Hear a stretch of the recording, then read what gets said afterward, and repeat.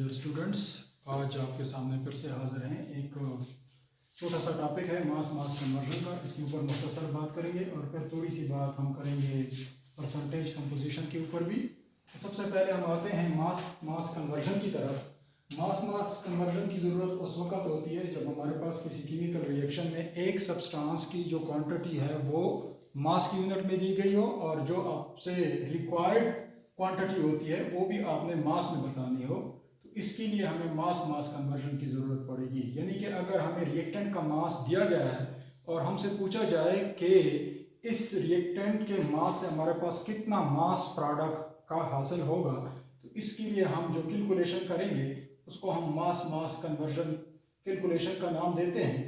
तो ऐसे कैलकुलेशंस में हमें एक दो एडिशनल स्टेप्स करने पड़ते हैं। अगर आपको रिएक्टेंट का मास दिया गया है और आपसे प्रोडक्ट का मास पूछा जा रहा है, तो इसके लिए सबसे पहले आप रिएक्टेंट के मास को मोल में कन्वर्ट करेंगे। मोल में जब आपके पास रिएक्टेंट का मास हासिल हो जाता है, फिर उस रिएक्टेंट के मोल के ऊपर आप कन्वर्जन फैक्टर अप्लाई करेंगे थ्रू बैलेंस केमिकल इक्वेशन। तो इससे आपके पास प्रोडक्ट के मोल हासिल हो जाएंगे और प्रोडक्ट के मोल को दोबारा फिर हमने किस चीज़ में कन्वर्ट करना है, मास ऑफ प्रोडक्ट में कन्वर्ट करना है। इसके लिए एक छोटा सा स्केच मैं लगाता हूं कि मास ऑफ रिएक्टेंट आपको दिया गया है। इस मास ऑफ रिएक्टेंट को आप पहले कन्वर्ट कर दें मोल ऑफ रिएक्टेंट में।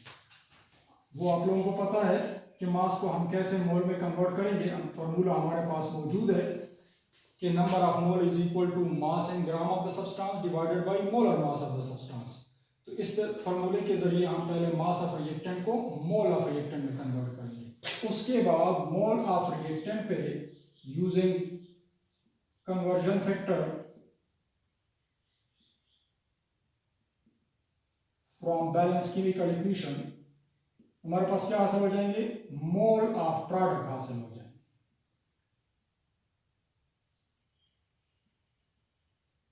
अब चूंकि ये मास कन्वर्जन है तो रिएक्टेंट का मास जैसे दिया गया है उसी तरीके से आपने प्रोडक्ट की अमाउंट को भी मास की यूनिट में शो करना है। तो मोल ऑफ प्रोडक्ट को अगेन हम कन्वर्ट करवाते हैं फिर mass of product.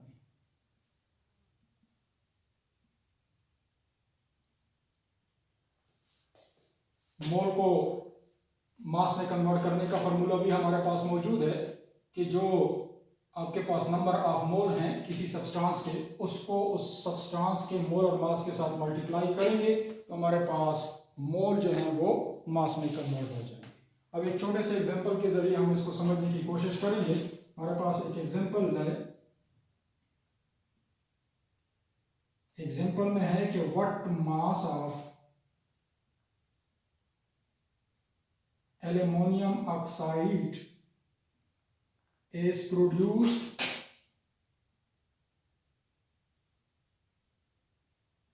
by the complete burning of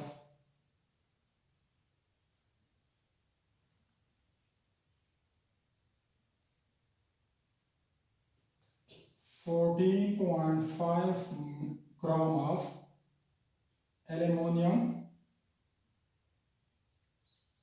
according to the following reaction हमें दिया गया है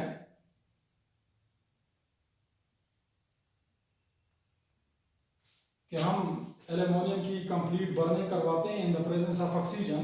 एल्युमिनियम प्लस ऑक्सीजन, इससे क्या बनता है हमारे पास प्रोडक्ट एल्युमिनियम ऑक्साइड हासिल हो जाएगा। अब रिएक्टेंट की अमाउंट दी गई है कौन से यूनिट में, मास की यूनिट में दी गई है और जो रिक्वायर्ड आंसर है वो भी हमारे पास प्रोडक्ट का मास हमने कैलकुलेट करना है।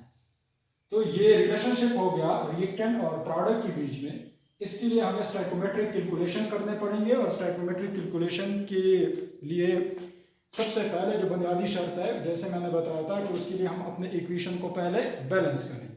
तो बैलेंस करने के लिए हमारे पास एल्युमिनियम के यहाँ पे एक एटम है रिएक्टेंट साइड पे और प्रोडक्ट साइड पे उसके दो एटम्स हैं, जबकि ऑक्सीजन के रिएक्टेंट साइड पे दो एटम है और प्रोडक्ट साइड पे उसके तीन एटम्स हैं। तो अगर इसको मैं 2 से मल्टीप्लाई करवा दूं तो ऑक्सीजन कितने हो जाएंगे, 2 3 6, और इस साइड पे कितने हमारे पास 2, इसको 3 से मल्टीप्लाई करवा दिया तो ये भी 3 दूनी 6, दोनों साइड पे ऑक्सीजन के एटम बैलेंस हो चुके हैं। अब एल्यूमिनियम प्रोडक्ट साइड पे 4 आ रहे हैं और रिएक्टेंट साइड पे हमारे पास एक एल्यूमिनियम का एटम है, तो इसको भी हम 4 से मल्टीप्लाई करवा देंगे, इसकी कोफिशिएंट में हम 4 लगा देंगे। अब हमारा इक्वेशन जो है वो बैलेंस हो चुका है। तो ये बैलेंस केमिकल इक्वेशन जो है हमें एक रेशो बता रहा है कि जब हमारे पास 4 मोल एल्यूमिनियम मौजूद हो तो उससे कितना मोल एल्यूमिनियम ऑक्साइड बनता है, 2 मोल एल्यूमिनियम ऑक्साइड बनता है। ये तो मोलर रेशो है।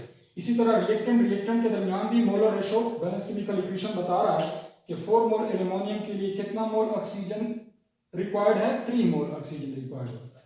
अब हमारा जो क्वेश्चन है उसमें हमारे पास एल्यूमिनियम जो है वो कितना है, 14.5 ग्राम है। पहले ग्राम में दिया गया है, मोल के लिहाज से हमें अमाउंट का नहीं पता, हमें जो अमाउंट दी गई है वो ग्राम में है। तो जैसे मैंने बताया था कि पहले स्टेप में आप क्या करेंगे, ये जो रिएक्टेंट का मास है, रिएक्टेंट क्या है, एल्यूमिनियम है, और उसका मास हमें मालूम है कितना है, 14.5 ग्राम है। इस रिएक्टेंट के मास को पहले हम मोल में कन्वर्ट कर देंगे। तो मोल में कन्वर्ट करने के लिए हमारे पास क्या है कि mass of aluminium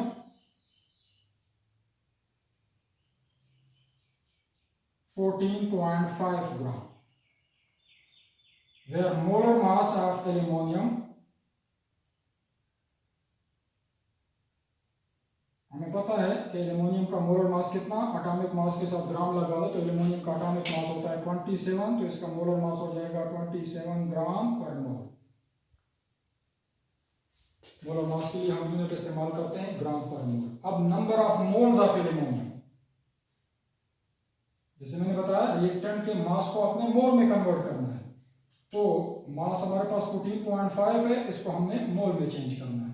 number of moles of aluminium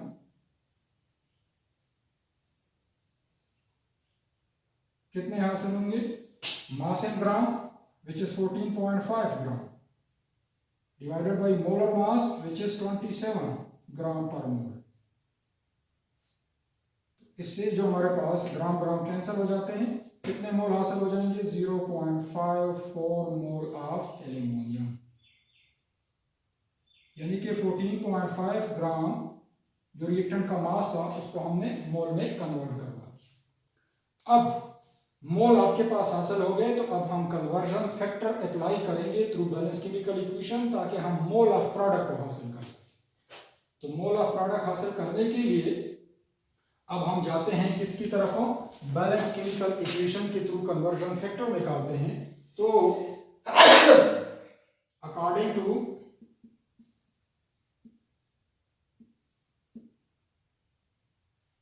balance chemical equation,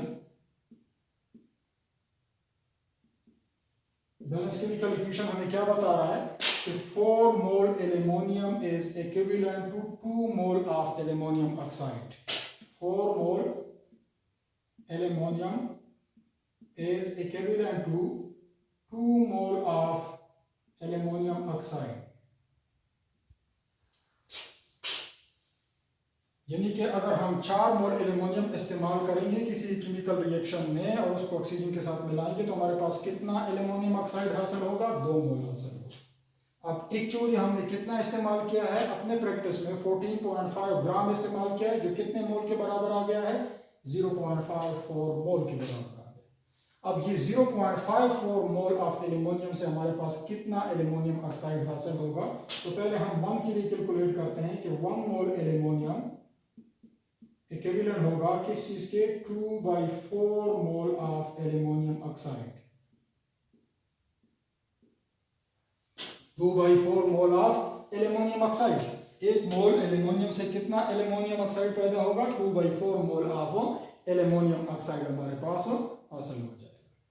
अब आगे एक्चुअली हमारे पास कितना मौजूद है, 0.54 मोल मौजूद है। सो 0.54 मोल aluminium will be equivalent to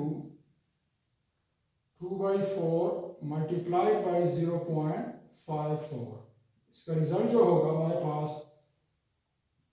इधर 0.5 हासिल हो जाता है। 0.5 को इससे मल्टीप्लाई करवा दो तो हमारे पास 5 4 20, 5 5 25, 27, 0.270 मोल ऑफ एल्युमिनियम ऑक्साइड हमारे पास हासिल हो जाएगा।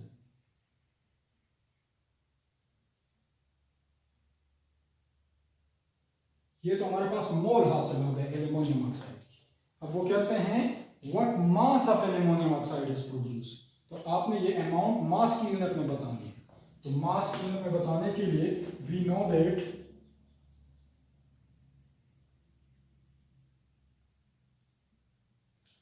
वन मोल एल्युमिनियम ऑक्साइड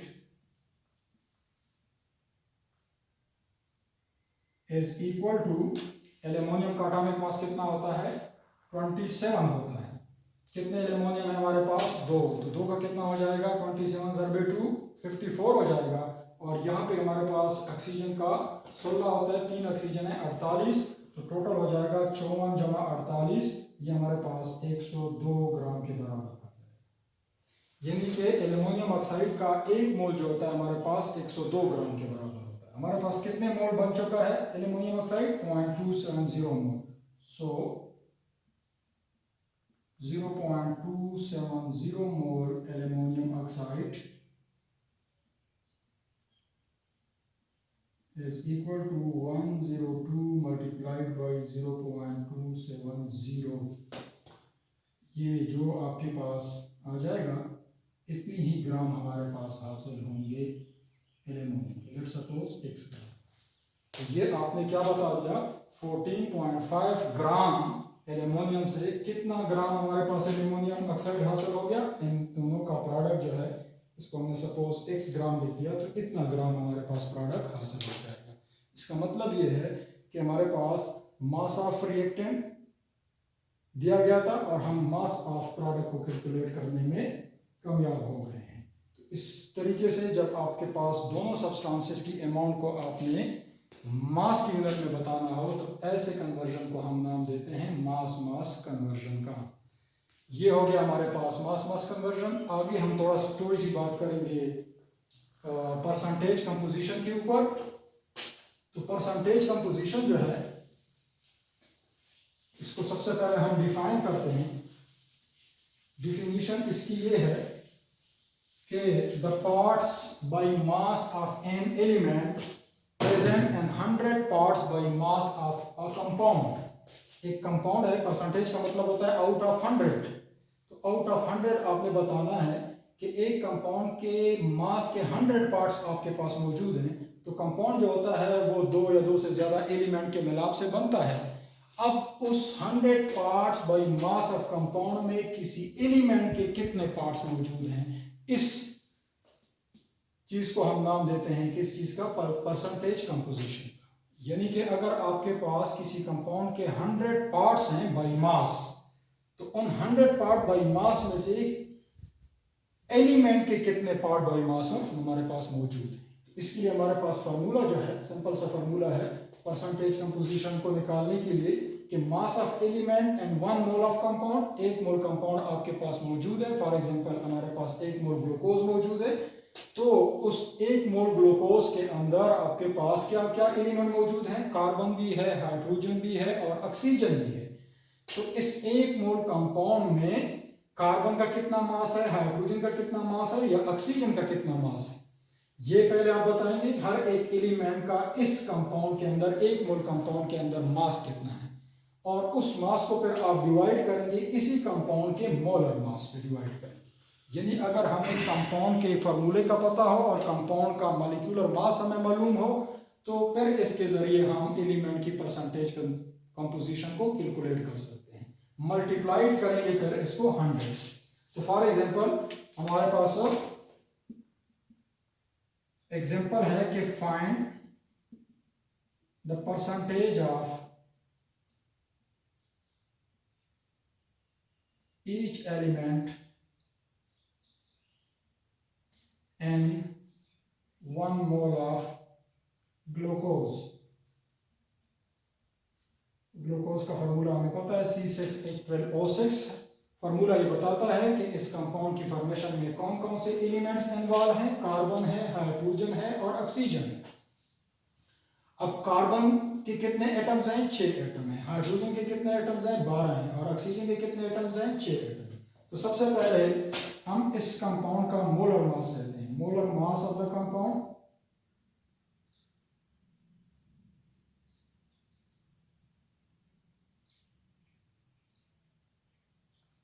क्या होगा? कार्बन है, कार्बन का होता है 12। कितने कार्बन? 6।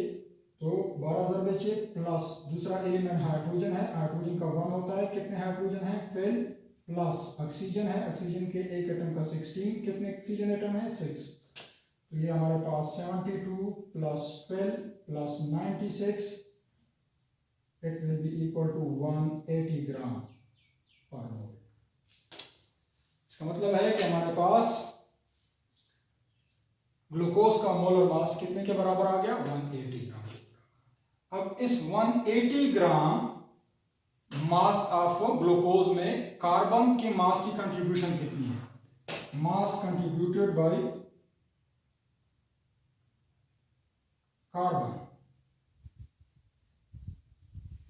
कार्बन का कितना मास इन्वॉल्व है इसमें? 72 ग्राम। मास कंट्रीब्यूटेड बाय हाइड्रोजन, तो हाइड्रोजन के कितने ग्राम है? 12 ग्राम। और मास कंट्रीब्यूटेड बाय ऑक्सीजन कितना है? 96 ग्राम। अब इस एक मोल कंपाउंड के अंदर हमें मुख्तलिफ एलिमेंट के मास का पता चल रहा है। अब हम फार्मूला अप्लाई करेंगे परसेंटेज कंपोजिशन निकालने के लिए। तो फार्मूले में क्या है?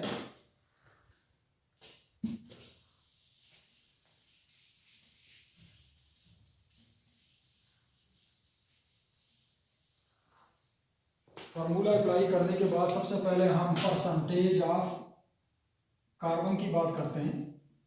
तो हम कहेंगे mass of carbon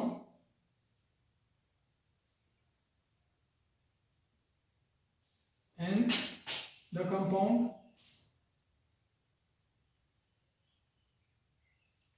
divided by molar mass of the compound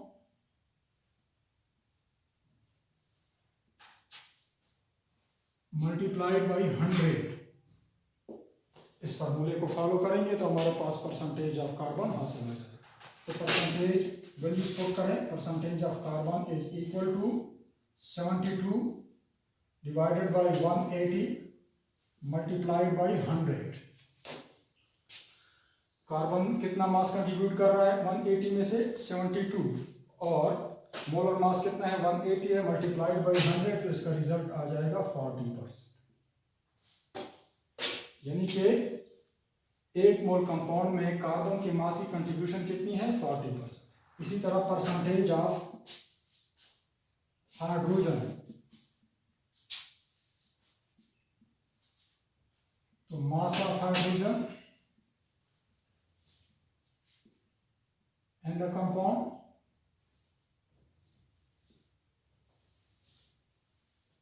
divided by molar mass of the compound multiplied by 100।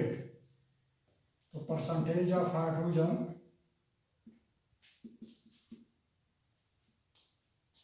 Values put करें। कितना मास है हमारे पास कंपाउंड के अंदर हाइड्रोजन का? 12 ग्राम, और molar mass 180 multiplied by 100। 12 divided by 180 multiplied by 100, this will be the percentage of hydrogen in the compound, which is equal to 6.67%। and the final element is oxygen, last element is oxygen, so we can also calculate the percentage of oxygen in the compound। उसके लिए हमारे पास दो तरीके हैं। चूंकि हमें पता है कि सारे परसेंटेज का जो सम होता है वो हमारे पास 100 के बराबर होगा, तो अगर हम इन दोनों के परसेंटेज का सम ले लें और उसको 100 में से माइनस करवा दें, तो ये जो बाकी रह जाएगा ये ऑक्सीजन का परसेंटेज होगा। या बाई फार्मूला भी हम मालूम कर सकते हैं परसेंटेज ऑफ ऑक्सीजन। वही फार्मूला कि mass of oxygen in the compound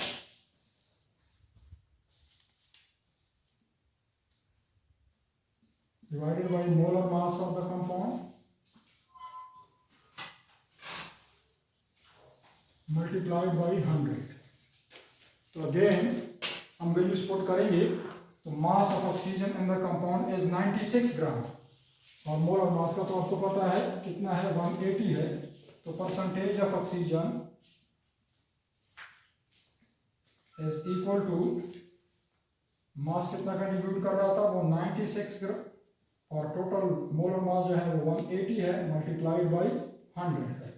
96 ग्राम जो है ये ऑक्सीजन का एक मोल ग्लूकोज के अंदर कंट्रीब्यूटेड मास होता है और 180 मोलर मास। इससे हमारे पास जो रिजल्ट हासिल होगा वो रिजल्ट जो है हमारे पास कितने के बराबर आता है, 53.33%। सो these are the percentage of different element present in 1 mole of the compound। आज के लिए इतना ही काफ़ी है। अगली क्लास में फिर हम फर्दर डिस्कशन करेंगे।